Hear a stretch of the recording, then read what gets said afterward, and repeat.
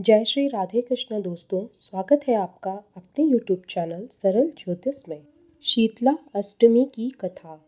शीतले त्वं जगन्माता, शीतले त्वं जगत्पिता, शीतले त्वं जगद्धात्री, शीतलाय नमो नमः।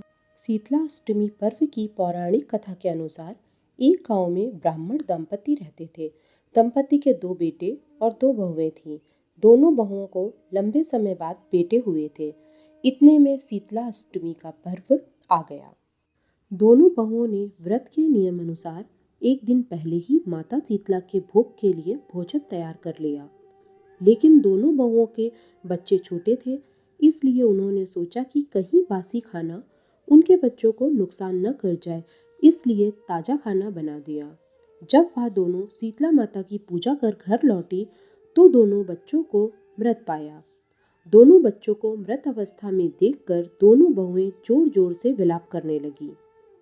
घटना के बाद उनकी सास ने बताया कि यह शीतला माता को नाराज करने का परिणाम है।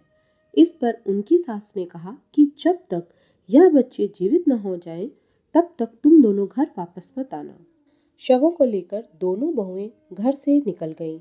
बीच रास्ते वो विश्राम के लिए रुकी। वहां उन दोनों को 2 बहनें ओरी और शीतला मिली। दोनों ही अपने सिर में जुओं से परेशान थीं। उन बहुओं को दोनों बहनों को ऐसे देख दया आई और वो दोनों के सिर को साफ करने में लग गईं। कुछ देर बाद दोनों बहनों को आराम मिला।